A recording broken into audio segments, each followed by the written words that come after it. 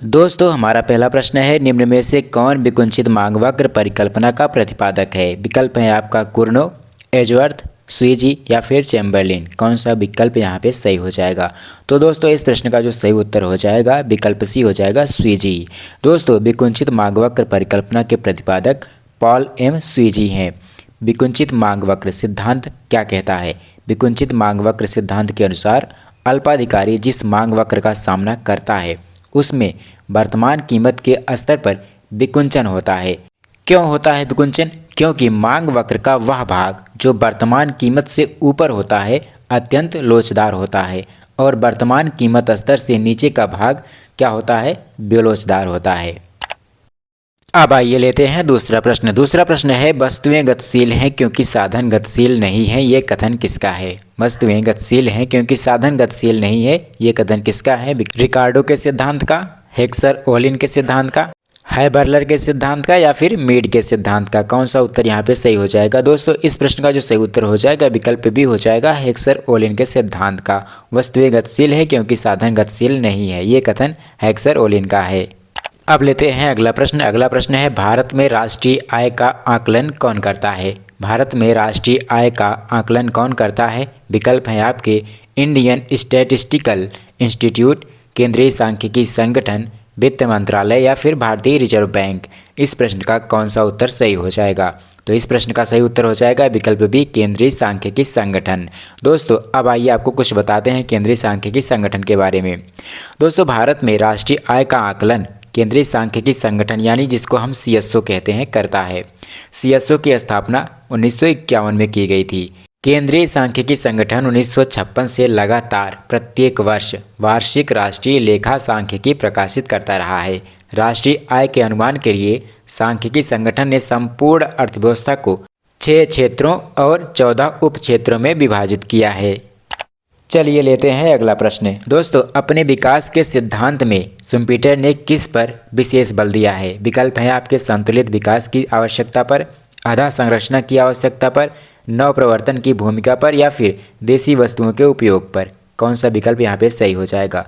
जिन्होंने पढ़ा होगा वो इस प्रश्न का उत्तर बहुत जल्दी दे देंगे क्योंकि नव प्रवर्तन का जो सिद्धांत है वो शुम्पीटर ने दिया है। तो यहाँ पे कौन सा विकल्प सही हो जाएगा। विकल्प हमारा सी सही हो जाएगा। नव प्रवर्तन की भूमिका पर विशेष बल दिया है किसने, शुम्पीटर ने।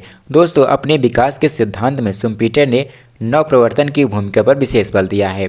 शुम्पीटर अपना विश्लेषण एक स्थैतिक संतुलन की अर्थव्यवस्था से प्रारंभ करते हैं जिसमें आर्थिक गतिविधियों का चक्रीय प्रवाह होता है जो स्वयं को सदैव हमेशा दोहराता रहता है। विकास का कारण इस चक्रीय प्रवाह में असतत विचलन है जो नवप्रवर्तन के रूप में आता है और इस नवप्रवर्तन को कौन लाता है, साहसी लाता है। शुम्पीटर की विकास प्रक्रिया में साहसी को केंद्रीय स्थान प्राप्त होता है और साहसी ही नवप्रवर्तक होता है जो उत्पादन के साधनों के नवीन संयोगों को अपनाता है जिससे नवप्रवर्तन होता है। अब सवाल ये उठता है कि नवप्रवर्तन किन रूपों में हो सकता है। अब जैसे नई वस्तुओं या उत्पादक का प्रवेश, उत्पादन की नई विधियाँ, नए बाजारों की खोज, कच्चे माल की पूर्ति का नया स्रोत, नए संगठन का क्रियान्वयन। तो ये सब नवप्रवर्तन के रूप हैं जो शुम्पीटर ने अपने सिद्धांत में इन पर विशेष बल दिया है। चलिए अब चलते हैं अपने अगले प्रश्न की ओर। अगला प्रश्न है हमारा, प्रोफेसर नर्स के अनुसार एक अल्प विकसित देश में छिपी हुई बेरोजगारी क्या है। विकल्प हैं आपके विकास में एक व्यवधान, बचत का एक संभावित साधन, एक बेकाबू समस्या या फिर कोई समस्या नहीं। तो इस प्रश्न का जो सही उत्तर हो जाएगा विकल्प भी हो जाएगा, बचत का एक संभाव्य या फिर संभावित साधन। दोस्तों नर्स के अनुसार एक अल्प विकसित देश में छिपी हुई बेरोजगारी बचत का एक संभावित साधन है।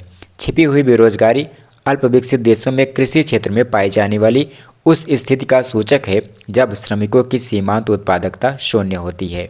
सीमांत उत्पादकता क्या होती है, आपको पता ना हो तो कमेंट बॉक्स में कमेंट कीजिएगा, हम आपको बताएंगे।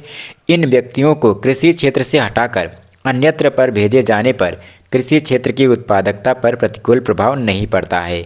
अर्थात अगर किसी खेत में 10 व्यक्ति काम कर रहे हैं उसमें से अगर 3 व्यक्तियों को हटा दिया जाए, 7 व्यक्ति बचते हैं तो 7 व्यक्ति भी उतना ही काम करेंगे जितना कि 10 व्यक्ति कर रहे थे। उन 3 व्यक्तियों को हटाने के बाद भी उत्पादन उतना ही हो रहा है, उत्पादन में कोई फर्क नहीं पड़ रहा है। और अगर इन तीनों को कहीं अन्य जगह पर लगा दिया जाए तो इनकी सीमांत उत्पादकता ऑटोमेटिक बढ़ जाती है। हमारा अगला प्रश्न है कि बुरी मुद्रा अच्छी मुद्रा को चलन से बाहर कर देती है, ये कथन किसका है? बुरी मुद्रा अच्छी मुद्रा को चलन से बाहर कर देती है, ये कथन किसका है? विकल्प है आपके मार्शल, क्राउथर, एली या फिर ग्रेसम। कौन सा विकल्प यहाँ पे सही हो जाएगा? तो इस प्रश्न का जो सही उत्तर हो जाएगा विकल्प डी हो जाएगा, ग्रेसम। ग्रेसम का ये नियम है।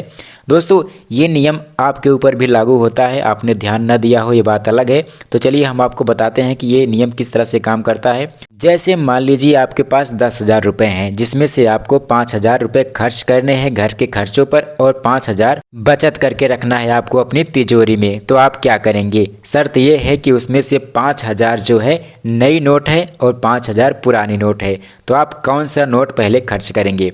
जो पुरानी नोट है वो बुरी मुद्रा मान लीजिए और जो नई नोट है वो अच्छी मुद्रा है। तो आप क्या करेंगे? आपका स्वभाव है, मानव स्वभाव है कि आप पहले क्या करेंगे? पुरानी नोट को खर्च करेंगे, पुरानी नोट को बाज़ार में चलाएंगे और जो नई नोट होगी उसको आप तिजोरी में भर के रख देंगे। तो क्या हुआ? जो पुरानी नोट थी वो तो मार्केट में चली गई, मार्केट में चलन में है, लेकिन जो नई मुद्रा है, जो नई नोट है, अच्छी नोट है, उसको आपने तिजोरी में भर के रख दिया है। तो यहीं पे ये नियम निकला कि जो बुरी मुद्रा है वो अच्छी मुद्रा को चलन से बाहर कर देती है, यानी मार्केट से बाहर कर देती है। लोग अपने घरों में, अपनी तिजोरियों में नई मुद्रा को रख लेते हैं, अच्छी मुद्रा को रख लेते हैं और बुरी मुद्रा मार्केट में निकाल देते हैं चलन के लिए। तो चलिए दोस्तों इस वीडियो का लास्ट क्वेश्चन लेते हैं। हमने बहुत ज़्यादा क्वेश्चन इसलिए नहीं लिए हैं कि लोग ज़्यादा लंबा वीडियो होने के बाद ऊब जाते हैं।